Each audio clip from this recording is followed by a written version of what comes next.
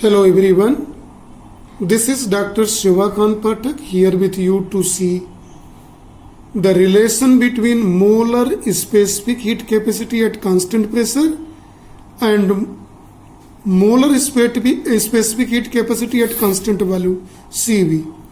The relation between Cp and Cv is also called Mayer's formula.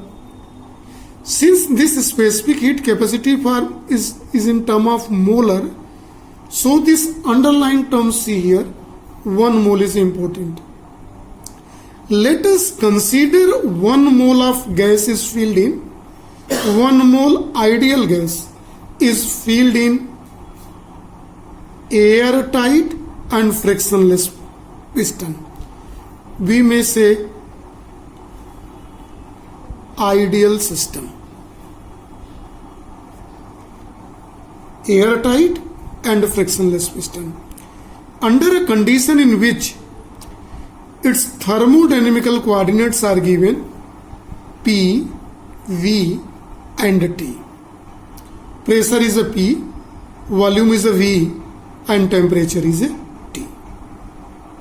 Right? This relation we will consider under 2 steps. In first step, see what we are going to do. In step 1, see the figure 1b here in this case. 1 mole of ideal gas is filled in it. We just provide heat to it. When we provide heat to this, heat enter into the system of ideal gas, right? When heat enter in that system, its temperature is increases by factor delta T. When its temperature increases, kinetic energy increases, the pressure exerted on it, on the wall of movable piston. So forces act. When he wants to move upward, some extra weight is placed over it. When its tendency is to increase the volume of this, in that condition some pressure is kept and volume is kept constant. So pressure here within a system increases, let it rises and becomes P plus delta P. So see here in this case, in step 1,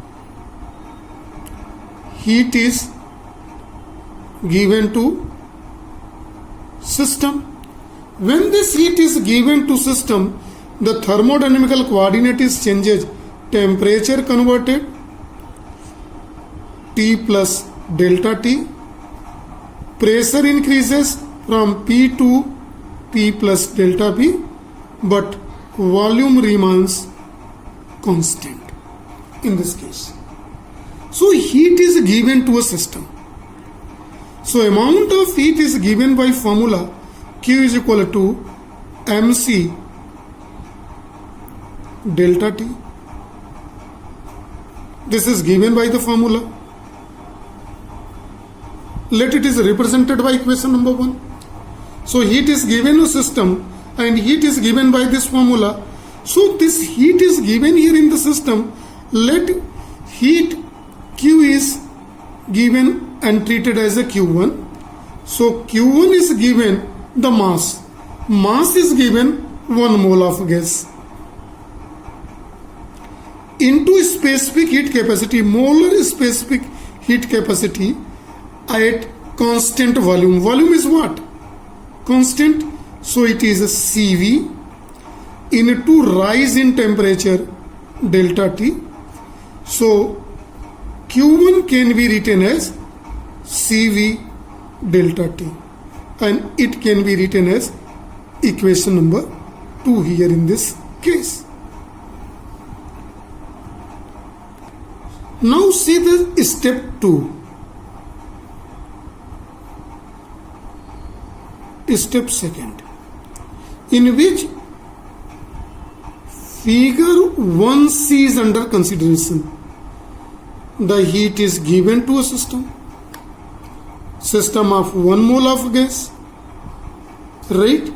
When system heat is given to a system, so system temperature rises from T to T plus delta T. Here when heat is given to a system, kinetic energy of ideal gas is increases and pressure acts on it. So pressure act on this, so it is free to move upward. So its volume increases from V to V plus delta V, right? But here in this case, pressure remains constant, P as a P when it's extended. An extended displacement is here given by delta X here in the diagram, expanded. So see, when here two things are here, volume increased and volume increased, one thing see carefully, second rise in temperature. Two work is done here. Now in step 2, heat is given to the system. Let this heat is given to a system. Q is equal to here Q2. Temperature rises from T1 to T plus delta T. Volume changes from V to V plus delta V, and pressure is equal to constant. No change. Same pressure P is there here. So the first system is at constant volume. Step 1 was, step 2 is under constant. It is. Now see, if change in volume is there, change in volume is there, indicates work done. Here W, work done indicates.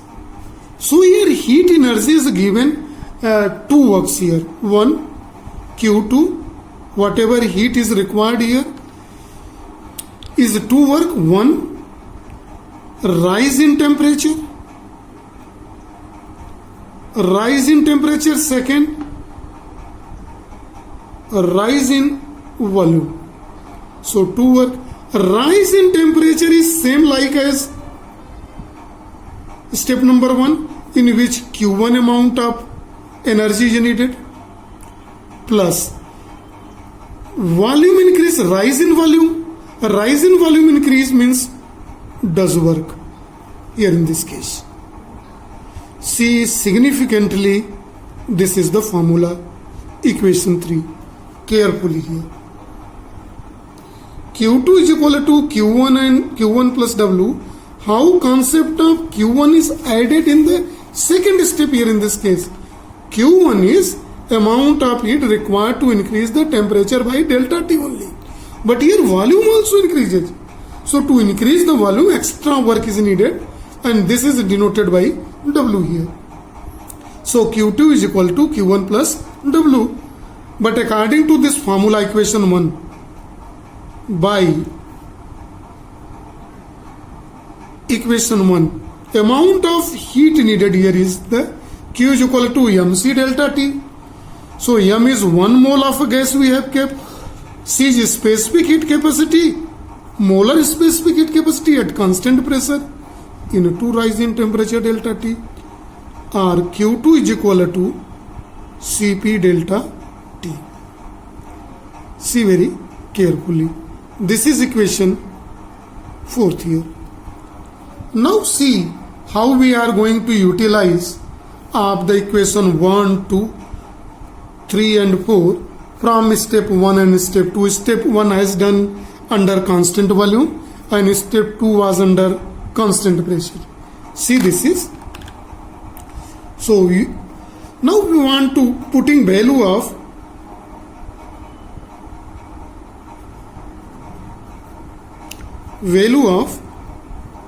Q1 and Q2 in equation third. See, Q2 is Cp delta T is equal to Q1. Q1 is Cv delta T plus W. See, this is. It is equation number 5. Since we know that work is equal to force into displacement in the second case, in step 2 calculation we are doing here,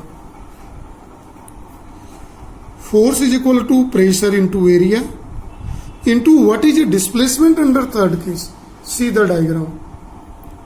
Displacement is of delta x on providing heat to a system of 1 mole of ideal piston and cylinder. So here displacement is delta x. This is given as P. A into delta x is P into delta V. So work is given here P into delta V, and it is represented by equation 6.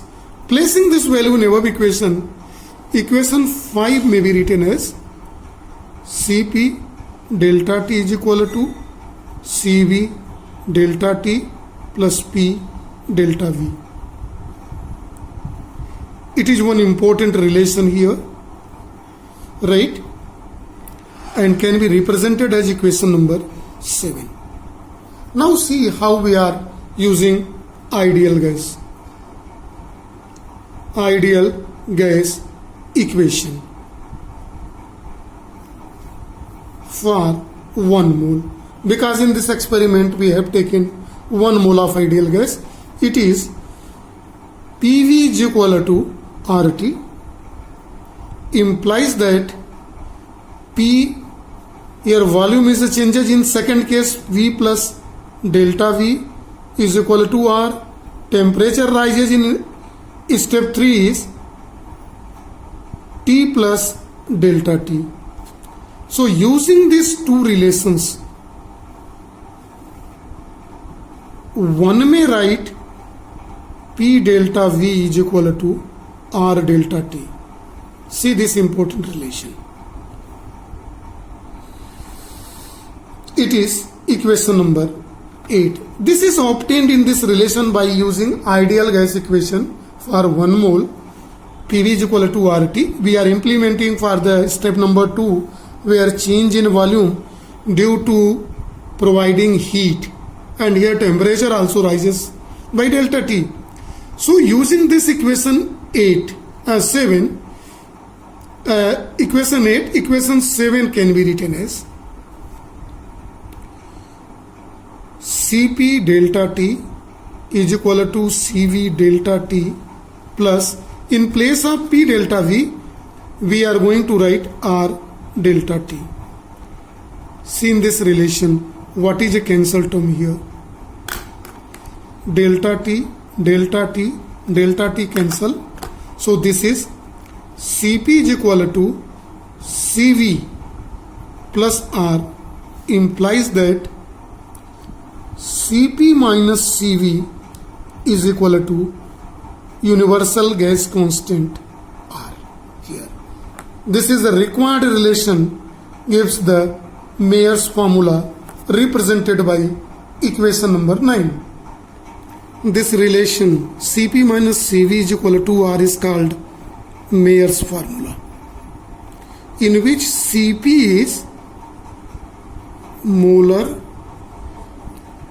specific heat capacity, and Cv is also molar specific heat capacity.